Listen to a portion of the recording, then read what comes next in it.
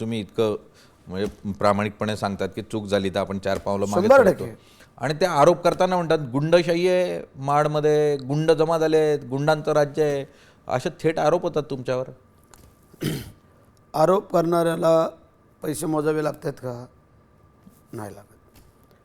माझ्या एवढ्या वर्षाच्या कारकिर्दीमध्ये तुम्ही तपासा ना, 97ला एक एव्हिडन्स घडला होता आमच्याकडनं. त्या 97पासून आता 28 वर्ष झाली. या 28 वर्षाचा मधला कालखंड करा. जर आमची गुंडशाही असती, झुंडशाही असती, तर लोकांनी आम्हाला 9-9 वेळाला निवडून दिलं असतं का? हे सामान्यातली सामान्य गोष्ट आहे. जर आम्ही दादागिरीच करतोय, भानगडीच, आम्ही प्रामाणिक काम करतोय आणि आम्ही गोरगरिबाला मदत करतो. भरत शेठच्या घरी आलेला एकही माणूस जर परत गेला असेल खाली हाताने, त्याने आम्हाला सांगावं, आम्ही त्याच वेळेला राजीनामा देऊन टाकू. हाय काय आपण काय येताना तुम्ही घेऊन आले हो बरोबर? जन्माला येताना कोण बरोबर काय घेऊन आलं ते जाताना परत कोण घेऊन जाणार आहे? जे तुम्ही काम कराल ते तुमचं राहणार आहे. बरोबर. आम्ही ते काम केलेलं आहे.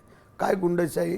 ज्या दिवशी आमचं महाडमध्ये घर आहे, आमची पोरं, आता आपण निवडणुकीचं प्रचार म्हणजे निवडणूक चालू आहे, बूथवरती जाऊन विचारतात बा कसं काय चाललं आहे, किती मतदान झालं, हे पण नाही विचारायचं. सगळीकडेच आहे ना, की असं फक्त महाडमध्येच आहे. आणि मग ज्या वेळेला समोरचे लोक की ज्यांचा काडीचा संबंध नाही, ज्या महाड शहराशी ज्यांच्याशी भानगड झाली ते काडीचा संबंध नाही, मग त्या लोकांनी रिव्हॉल्वर घेऊन बॉडीगार्ड फिरायचं काट्या लाट्या गाडीमध्ये. ह्याचा अर्थ काय?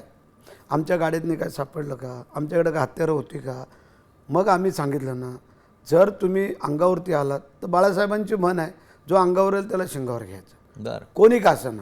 त्यामध्ये याला गुंडशाही भुंडशाही असे म्हणत नाही आम्ही.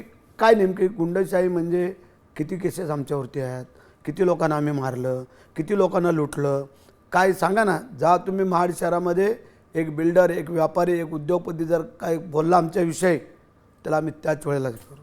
पण आता विरोधकांना काहीच नाही ना, कारण प्रत्येक निवडणुकीत त्यांना आता त्या एका घराला आम्ही 4 वेळेला हरवलं. माणिक जगतापला 3 वेळेला, त्यांच्या मुलीला 1 वेळेला आणि आत्ता परत हरवलं. मग आता त्यांच्याकडे पर्याय काय? जर आता आम्ही गुंडशाही जर केली तर ही निवडणूक आम्हाला लोकांनी जिंकून दिली असते का? एक उदाहरण द्या, साधन सोपं. पण माझ्या महाडच्या संपूर्ण व्यापारी बांधवांना, माझ्या बिल्डर लॉबीला, माझ्या उद्योग, त्यांना फक्त एवढंच विचारा की भरत शेठचा 1 रुपयाचा त्रास आहे, 1 रुपयाचा. माझ्या पाठच्यात तुमचे कोण असतील त्यांना फक्त विचारायचं, 1 रुपयाचा जर माझा त्रास असेल, मी त्यावेळेला जर कोण बोललं ना, मी आजही तुम्हाला सांगतो राजीनामा देऊन टाकेल. त्याचं कारण आहे, आमची म्हण आहे, चुकलो आम्ही माफी मागू, पण जोपर्यंत चुकत नाही तोपर्यंत भरत शेठ कधी झुकत नाही. हा माझा प्रमाण आहे माझं. कारण चुकत नाही तर झुकायचं काय कारण आहे? बरोबर. चुकला तर माफी मागली तर काय कमी पण आहे? मग त्याच्यामध्ये काय आहे, आज जे काय आम्ही लोकांना सामोरं जातो आहे, असा एक कार्यकर्ता किंवा एखादा मतदार बोलू शकत नाही की आम्ही फोन केला आणि उचललं नाही शेठने. सगळ्यात महाराष्ट्रामध्ये जास्त फोन उचलणारा मी आमदार असेल असं मला वाटतं आहे का? रात्री 12, 1, 2 वाजो, तुम्ही दिवसा जर कोणी फोन उचलाल, पण रात्री 2-3 वाजता फोन करायला येळ लागले का लोकांना, आमदाराला, मंत्र्याला फोन लावायला. पण जेव्हा प्रसंग आलेला असतो, एखादा अपघात झाला, ॲम्ब्युलन्स पाहिजे, एखादी डिलिव्हरीची केस आहे, डॉक्टर उठत नाही, मग आम्ही फोन करावं, त्यात काय मोठं नवलं आहे. आणि गोरगरिबाच्या सुखदुःखात.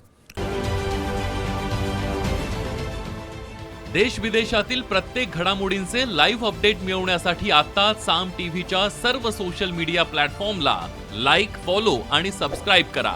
तसंच सर्व नोटिफिकेशनसाठी बेल आयकॉन प्रेस करायला विसरू नका.